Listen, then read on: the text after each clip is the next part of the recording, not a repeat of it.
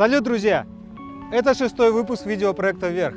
На нашем канале каждый выпуск лучше предыдущего. В этом выпуске вы узнаете, как живется с самым сильным паспортом в мире. Услышите неоднозначную историю успеха от администратора салона до доходов более $1 миллиона в год. И мы отправимся в самый большой закрытый женский клуб на Среднем Востоке.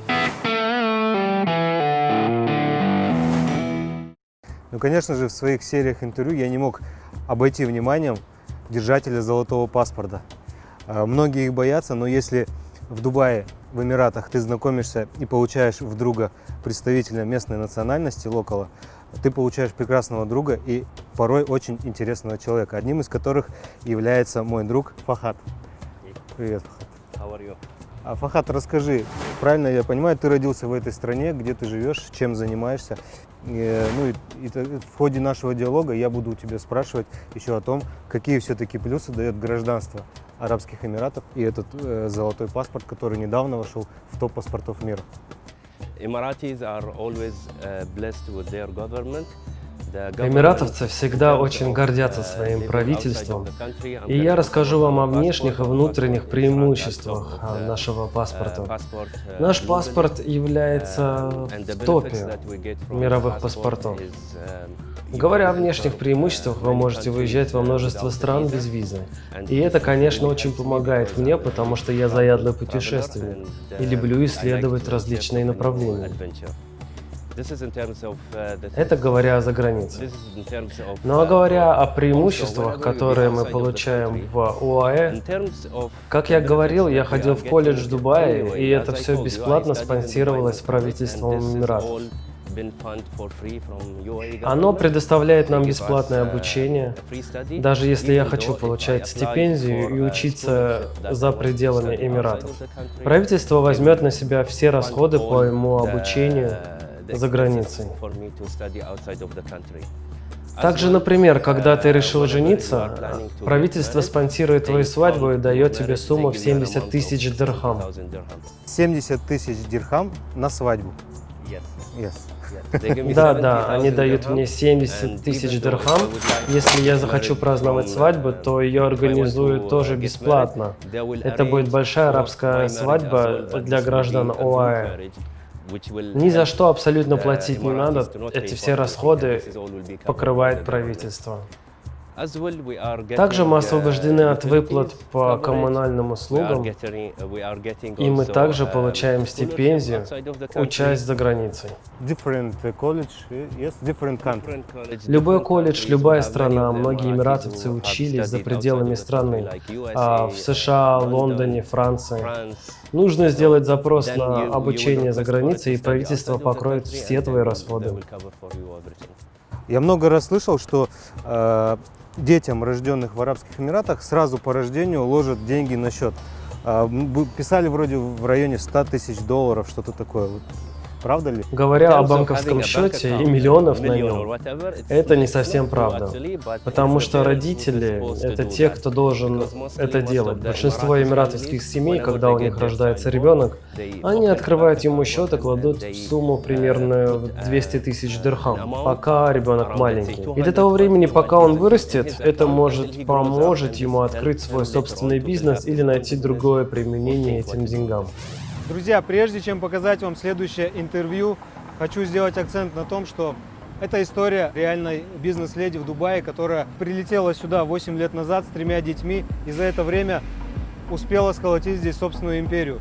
Кому-то эта история может показаться неоднозначной, потому как персонаж достаточно яркий, у нее свои способы и методы ведения бизнеса, но я вас уверяю, что это действительно реальная история. Татьяна зарабатывает более $1 миллиона в год, ездит на собственной Бентли по Дубаю, и в этом всем есть определенный глубокий смысл, что не всегда все так, как может показаться сначала. Татьяна, здравствуйте. Добрый день. Елочку наряжаете? Да, подготавливаемся. Татьяна, я много о вас слышал, как о успешной бизнес-леди в Дубае. Видел, как вы успешно развиваете свой личный бренд в Инстаграме. И вот, наконец, приехал к вам. Виталий, мы можем пройти в другую зону и начать интервью, соответственно, в другой зоне. Здорово.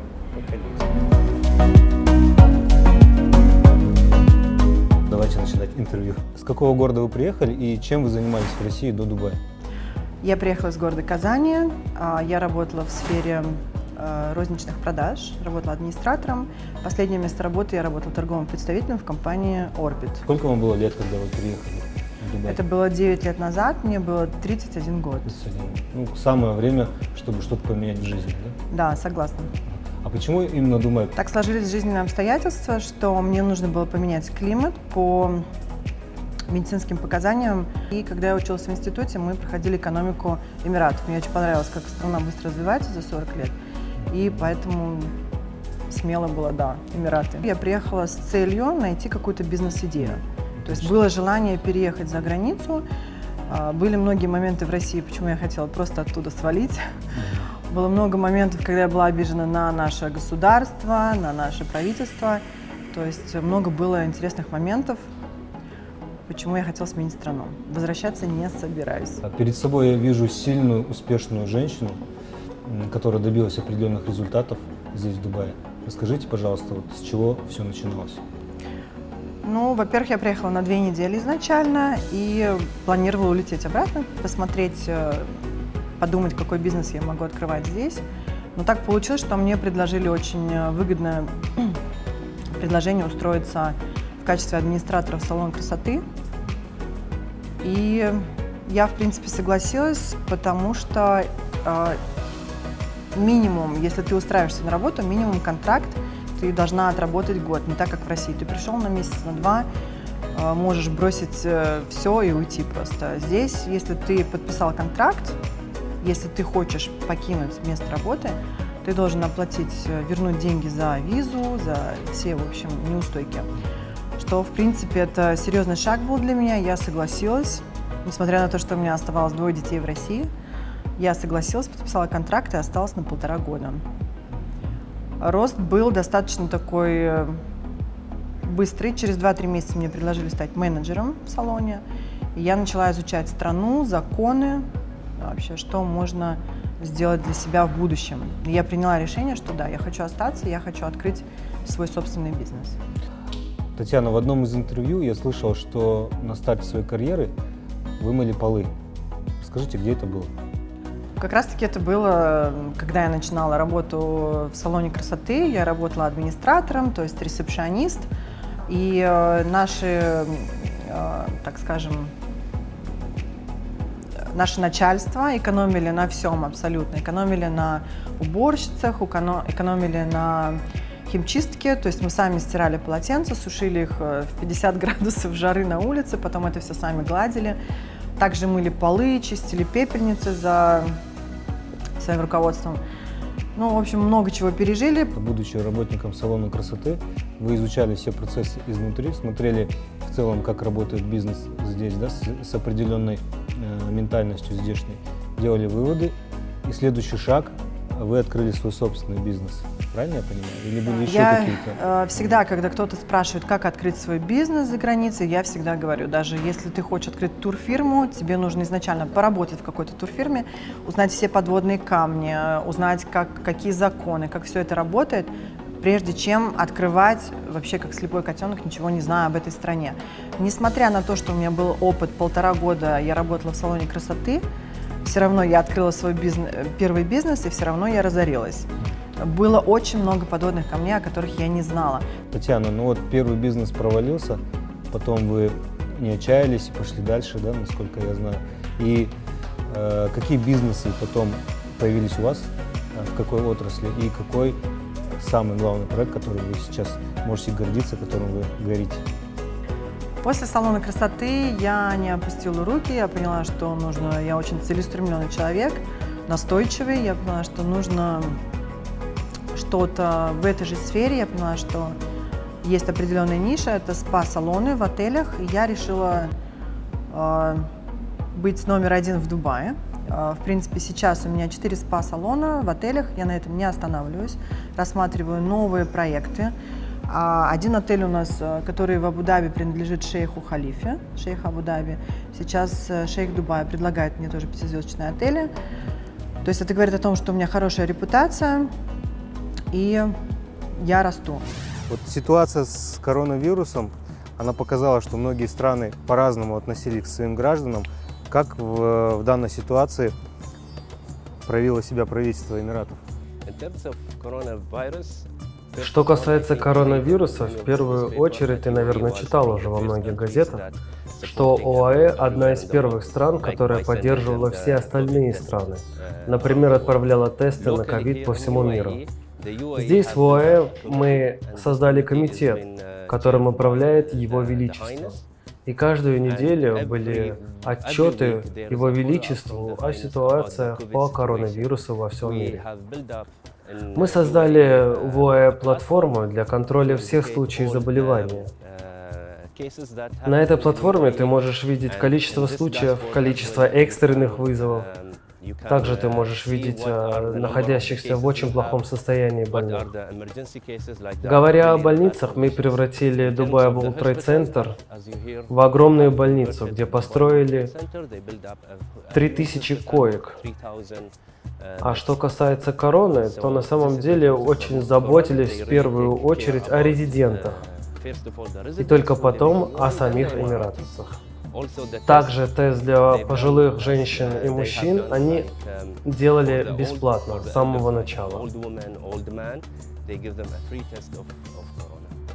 Еще я знаю, что для граждан Арабских Эмиратов специальные условия в банках по получению кредита на жилье, на виллу, на бизнес. Правда ли это? Нет, здесь у нас все стандартно. Кредит зависит полностью от твоей зарплаты.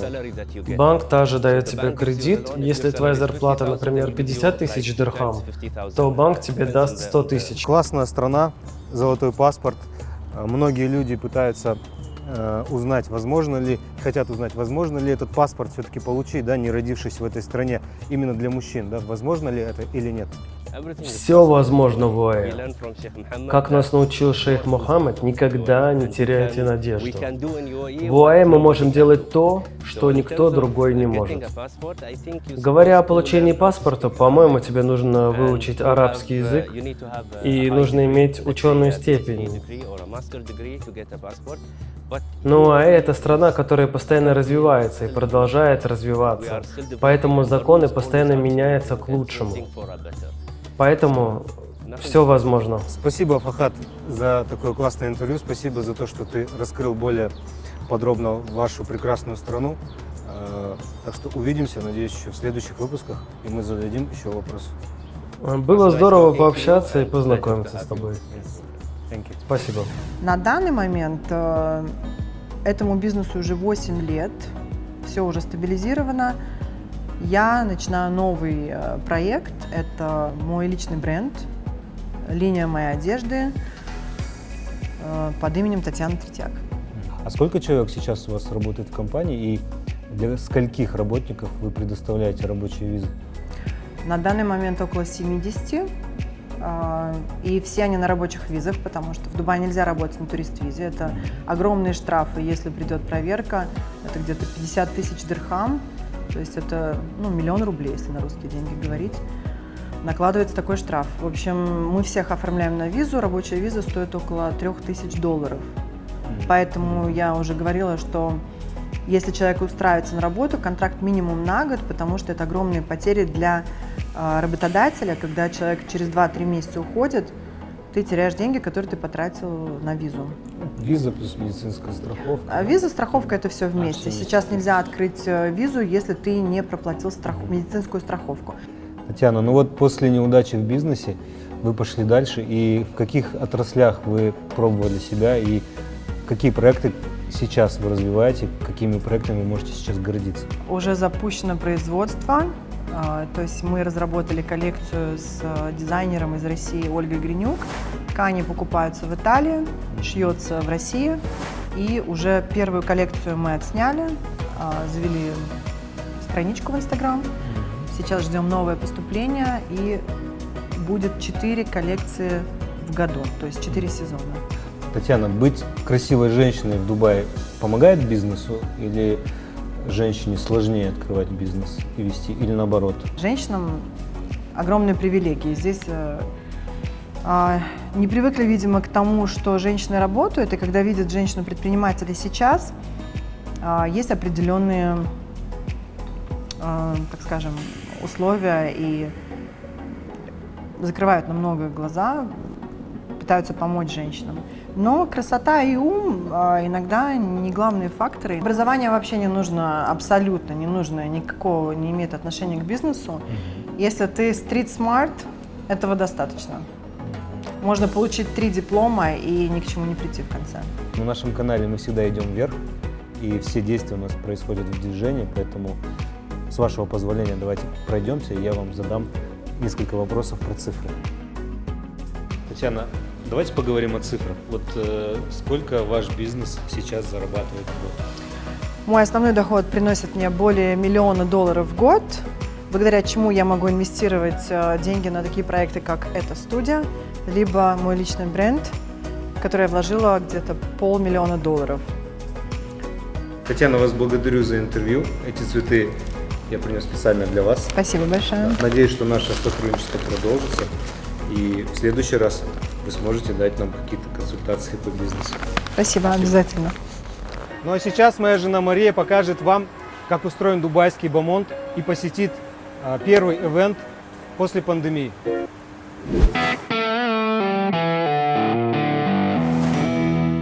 Привет! Сегодня мы с моей подругой Анной покажем вам, как в Дубае русскоязычные леди объединились и создали самый большой женский клуб на Среднем Востоке. Это очень красивый ивент и первый после пандемии. Пойдем? О самом клубе я решила узнать от его создателей.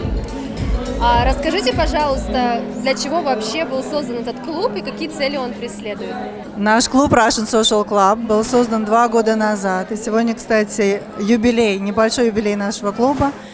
Это креативная платформа для нетворкинга русскоязычного населения в Дубае. Мы организовываем ивенты образовательные, фэшн-ивенты, ювелирные ивенты и разные другие для того, чтобы наши девушки, которые проживают в Дубае, в принципе, не на своей родине, объединялись, развивались и общались друг с другом.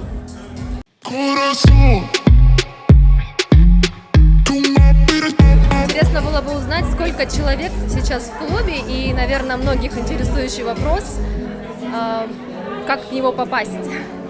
Russian Social Club – это креативная платформа, которая насчитывает около 500 прекрасных, как вы можете видеть на этом гала-диннере, прекрасных женщин. Попасть можно в наш клуб по приглашениям.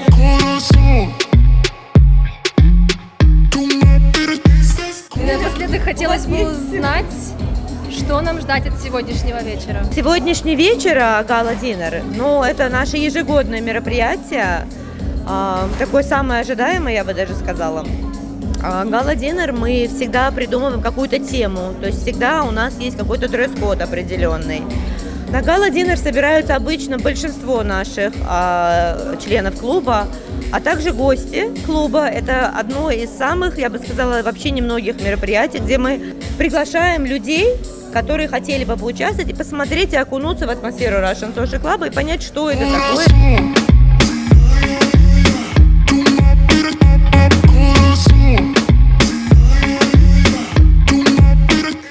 Я продолжаю помогать своему дорогому супругу делать контент.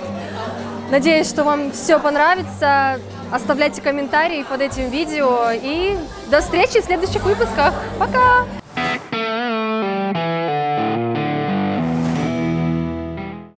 Это был 6-й выпуск видеопроекта «Вверх».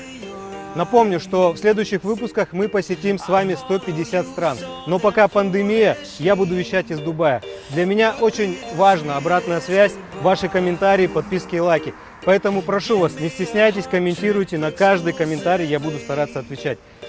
Все, увидимся в следующий вторник. На этом канале мы вместе с вами движемся только вверх.